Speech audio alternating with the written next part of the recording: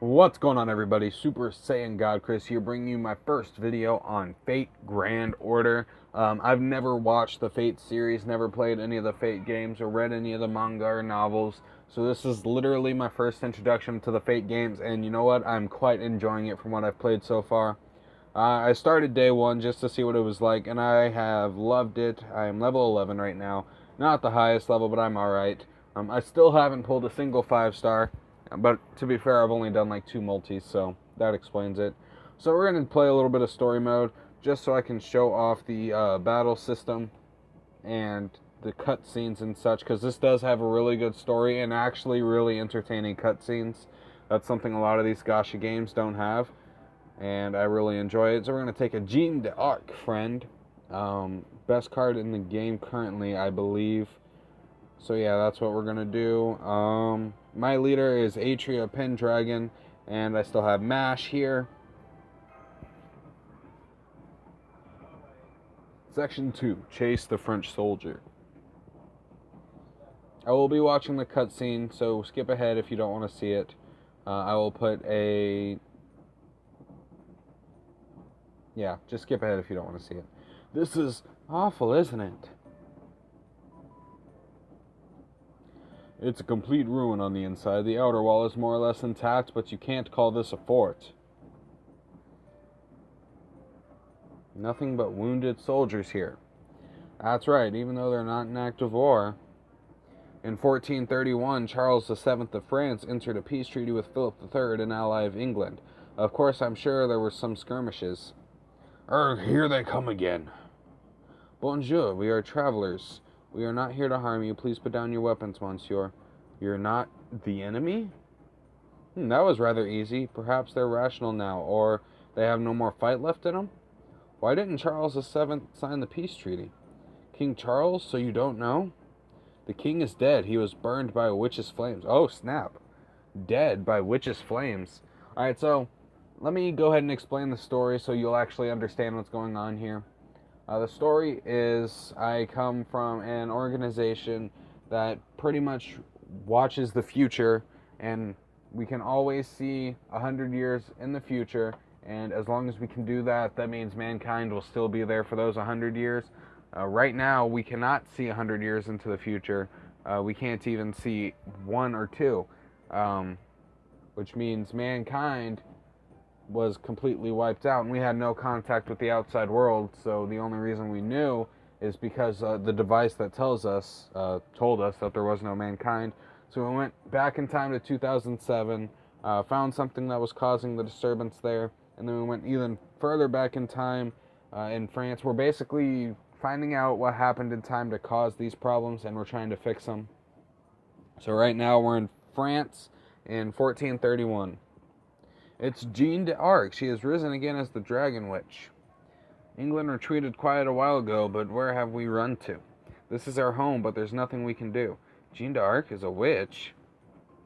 I'm going to ask who she is. Saint Jeanne d'Arc, the Savior. She's a world-renowned hero. A woman who stood up to save France from being conquered in the late stages of the 100 Years' War. She saved France at age 17 and managed to reclaim Orleans in the process, but she was caught by the English army after Inquisition and burned at the stake. They say that from the time of her imprisonment until her burning, she endured gruesome torture and humiliation daily. England wanted to prove that she was not a saint but a heretic, so they tried to torture her into saying, "I did not hear the Lord's voice." However, her heart remained true. Even while burning, she held on to her prayers. Later, her honor was recognized, and after 400 years, she was officially made a saint. A powerless girl's wishes changed the world. In regard, Jeanne d'Arc is definitely a top-rank heroic spirit. Here they are. Magical energy signals are heading here. Familiars created using human bodies, skeleton soldiers. This time it's different. Both of you can be as wild as you want. Yes, orders, master. Let's pulverize them. So have you guys seen Fairy Tail? If you have, you know Lucy. She's a celestial wizard, and she can summon spirits. That's kind of what this is, except all our spirits are usually, as far as I can tell, based on historical figures. Or somewhat based on historical figures. There's slight, like, Jeanne d'Arc is Joan of Arc. if you couldn't tell that.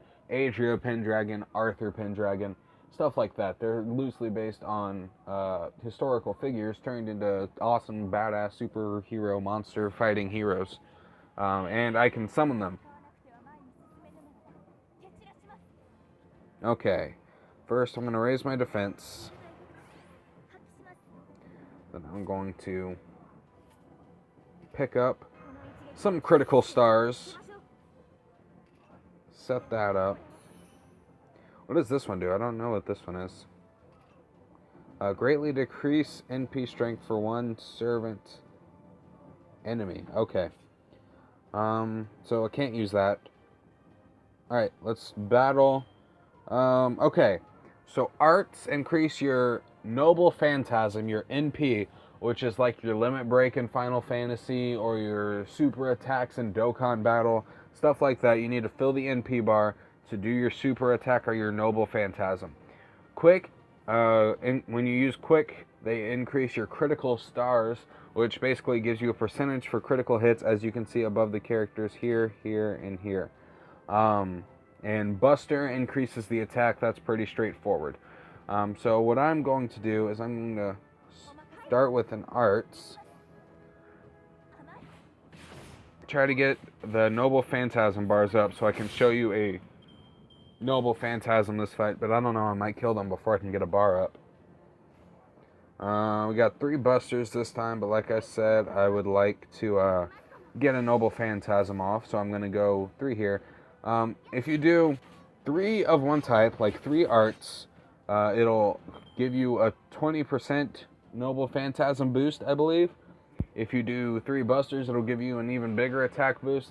If you do 3 quicks, you'll get even more critical stars. And if you do 3 of the same character, no matter the type, you'll get a 4th additional attack.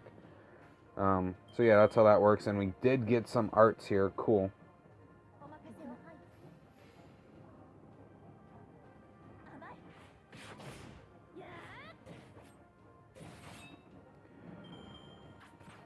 I really do love this game. I've played it for about 3 days now, and it's a lot of fun.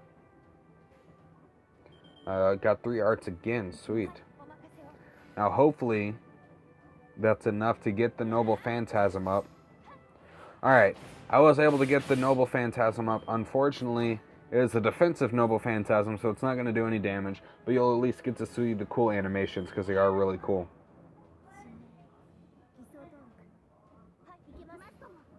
And this should be the end, too.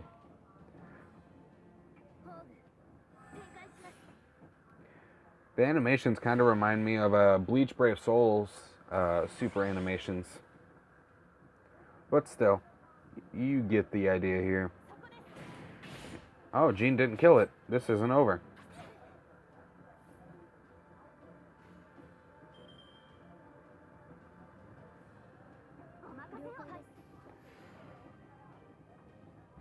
Let's see if we can not kill this one. Oh, Jean's gonna kill it. Oh well. I was hoping to show you a damaging Noble Phantasm this fight, but that's okay. So that's the battle system for Fate Grand Order. It's a really fun game. If you haven't played it yet, I suggest you do. It is a lot of fun, and I really enjoy it.